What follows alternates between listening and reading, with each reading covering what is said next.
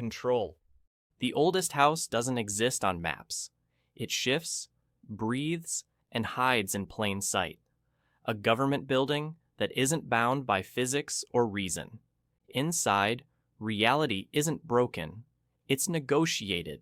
Welcome to the Federal Bureau of Control, where objects have moods, rooms rewrite themselves, and every whisper in the hallway might be something watching.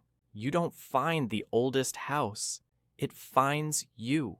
Jessie Faden walks in searching for her brother. But the deeper she goes, the less human the place becomes. Walls hum with static. Telephones speak in riddles. Typewriters alter the past. Even paper clips have gravitational pull. Literal artifacts of belief, powered by the attention of millions. The horror of control isn't that the supernatural exists. It's that bureaucracy manages it. The people who catalog angels, ghosts, and alternate dimensions still have to fill out forms. Humanity turned the unknown into a filing system. And the hiss, that red vibrating voice infecting minds, isn't evil for the sake of it. It's entropy with language, a frequency that wants to reorganize existence into one endless signal. By the time Jessie takes the service weapon, a gun older than memory, worshipped as a god in disguise, she isn't a hero anymore. She's just another anomaly that learned to obey. Because in control, reality isn't a place. It's a permission slip. And the most terrifying thing about the universe is realizing who signs it. Diablo. Hell in Diablo isn't a place. It's a heartbeat. Slow, constant, echoing beneath the world. Every corner of Sanctuary feels alive because it is. The stones remember prayers. The wind carries screams. Every village is a scar on a battlefield that never ended. And between heaven and hell lies humanity, pretending to choose a side when both already own them. Diablo, the Lord of Terror, doesn't just kill. He converts. He infects faith itself. His real weapon isn't flame or claws, it's memory. He turns courage into obsession, devotion into slavery. You don't just fear him. You start to believe in him. That's his victory. Every time he's defeated, he doesn't die, he moves. Through bloodlines, relics, whispers, and dreams. The soul stones that trap him are never prisons. They're invitations. And the humans who think they're protecting the world are just passing the curse forward. The terror of Diablo lies in this. Those who call upon darkness never do it for evil's sake. They pray for justice, for peace, for power to make things right. But hell answers first. Lilith, the mother of Sanctuary, returns not as a savior, but as proof that love itself can birth damnation. Her world isn't fire and brimstone. It's comfort, safety control, the kind of paradise that burns slower than hell, but lasts forever. And sooner or later, every prayer reaches the wrong god, Scorn. It's a dream you can't wake up from, one where the world is made of bone and you're part of it. You begin with no name, no memory, no voice, just flesh. The walls pulse like veins. The floors breathe beneath your feet. Everything is alive, but nothing feels human. It's a cathedral of decay, built by something that once tried to be God and failed. There are no words in Scorn, only sound. Wet, mechanical, deliberate. Machines made of muscle, gears dripping with blood, doors that open like wounds. It's not science fiction, it's biology gone feral. A civilization that evolved past reason and looped back into horror. The real terror isn't the monsters you fight. It's the realization that you might be one of them. Every puzzle you solve requires pain. Pulling, cutting, merging. You don't use tools, you use living things. Even weapons feel like parasites begging to be fed. People think Scorn is about survival. It isn't. It's about guilt. The punishment of existing in a body that doesn't belong to you. The world doesn't hate you. It simply doesn't care. You're just another organism in its cycle of suffering. NieR Automata. Humanity is gone. But the war never ended. Androids fight for a species that doesn't exist, against machines that don't know why they're fighting. It's a loop. a war with no witnesses, no purpose, and no end. The battlefield has outlived its creators. 2B and 9S are soldiers built to obey, yet the deeper they go, the more the truth unravels. The humans they're programmed to protect are dust. Their orders are echoes. And the enemy, those twisted, childlike machines, have started to dream. NieR Automata isn't about robots. It's about inheritance. What happens when artificial life inherits the same emptiness that destroyed its makers? The machines mimic love, fear, religion, not because they understand it, but because they're desperate to. They build gods out of rust and worship the silence that follows. 2B kills to maintain the illusion of order. 9S questions until it breaks him. A 2 runs from both. And every cycle resets, pretending it means something. But meaning is the virus. It infects code, corrupts logic, and turns obedience into grief. By the end, even the player becomes part of the illusion, deleting their own progress to help another stranger survive.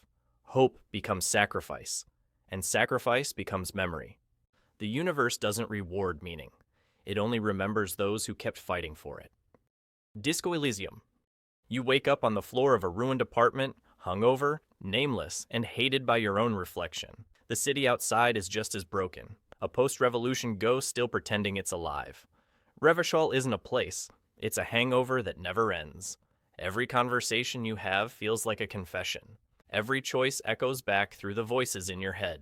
Doubt, rage, empathy, and logic, all arguing for control of the same dying man. You're not the detective. You're the crime scene. The horror of Disco Elysium is quiet. It's the realization that politics, faith, even love, are just disguises against the unbearable truth. Nothing means anything, and we keep pretending it does. You can choose to believe in revolution, love, or art, but the city doesn't change. It just watches. Kim Kitsuragi, your partner, becomes the last trace of humanity holding you together. While you drown in philosophy and self-loathing, he simply does his job. Calm, focused, real.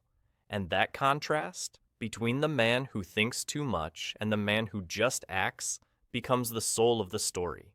You realize the mystery was never about who pulled the trigger. It was about who you used to be before you forgot your own name. Equilibrium.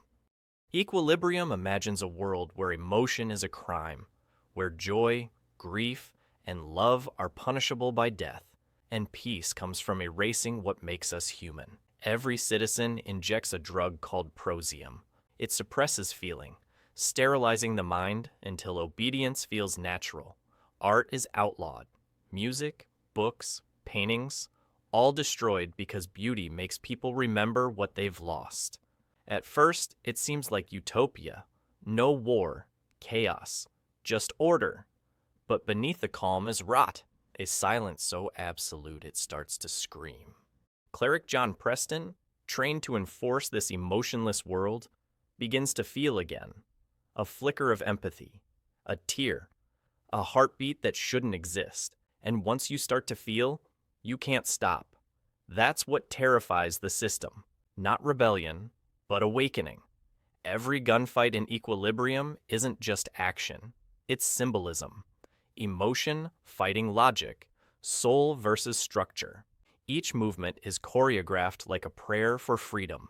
The genius of this world is how normal it feels. Because deep down, it mirrors ours. Screens replacing art. Pills replacing connection. Calm replacing truth. Preston's awakening becomes more than rebellion. It's resurrection. Proof that humanity's greatest weapon isn't technology or control.